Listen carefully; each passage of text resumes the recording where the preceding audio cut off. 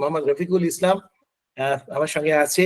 এবং রফিকুলের যখন মক ইন্টারভিউটা নিচ্ছিলাম, আমার ঠিক মনে আছে রফিকুল সম্ভবত মেসে বা কোনো একটা জায়গাতে থাকে, তার পাশের থেকে একটা নয়েজ হচ্ছিল এবং রফিকুল বারবার চেষ্টা করছিল যে লোকেশনটাকে চেঞ্জ করার। আই রিমেম্বার, ফন্ডলি রিমেম্বার, কারণ এই ছোট ছোট স্মৃতিগুলোই তো থাকে।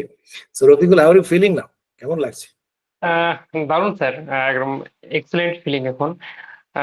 কি বলবো যে ডাব্লিউবিসিএস অফিসার হওয়া একরকম প্রিপারেশনটা শুরুই করেছিলাম ডাব্লিউবিসিএস হওয়ার জন্য।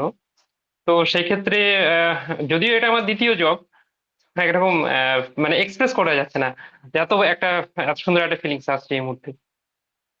Very good, very good, very good. এবং তুমি বর্তমানে কোথায় চাকরি করছো এবং কোন জবে তোমার সিলেকশন হলো, এটা যদি একটু বলো। আমি বর্তমানে অফিস এক্সিকিউটিভ হিসাবে WBACTCL এ জলপাইগুড়ির চালসাতে পোস্টেড আছি। আর আমি WBCS এ জয়েন্ট বিডিও হিসাবে ওভারঅল 9 র্যাঙ্ক করেছি। Very good, very good.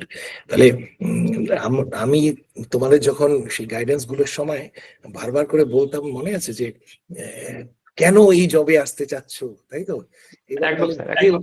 যে উত্তরগুলো শেখাতাম, এবার সেই উত্তরগুলো কিন্তু আরো বেশি ইম্পর্টেন্ট হয়ে গেছে। হ্যাঁ, কারণ সেই উত্তরগুলো এবার সামনের জবটার জন্য আরো বেশি করে প্রযোজ্য। ঠিক আছে? একদম স্যার, একদম স্যার। স্যার আমি তার আগে একটা কথা বলবো যেটা আমি কখনোই বলিনি। হ্যাঁ স্যার, তখন Please. সালটা 2020 সাল। আমি অলরেডি একটা প্রাইভেট কোম্পানিতে চাকরি করতাম। তো সেখানে আমি খুব ফ্রাস্ট্রেটেড ছিলাম এবং একরকম দিশেহারার মতো অবস্থা যে আমি কি করব আগে। তো এরকম ইউটিউবে স্ক্রোল করতে করতে আপনার একটা ভিডিও আমার সামনে আছে, একটা সেমিনারের ভিডিও, যেখানে WBCS নিয়ে।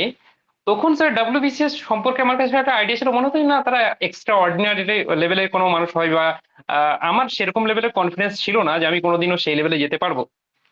সেই সেমিনারটা দেখার পর স্যার আমার মধ্যে জানি না কেমন করে একটা কনফিডেন্স আছে, মনে হয় যে আমি অ্যাটলিস্ট একবার চেষ্টা করে দেখতে পারি, ট্রাই করে দেখতে পারি। তো তখন আমি প্রথম যে হ্যাঁ WBCS এর জন্য পড়বো এবং পড়া শুরু করি। তারপরে করোনা চলে আসে, তারপরে আমার অলমোস্ট আমি চাকরিটা ছেড়েই দিই। একরকম চলেই যায় চাকরিটা। তারপরে আমি জয়েন করিনি এবং কমপ্লিটলি প্রিপারেশন এদিকে শিফট হয়। স্যার সেই সেই যে একটা অনুঘটনের মতো কাজ করেছিল আপনার ওই সেমিনারটা, সেই জন্য স্যার আমি সারা জীবন আপনার প্রতি কৃতজ্ঞ।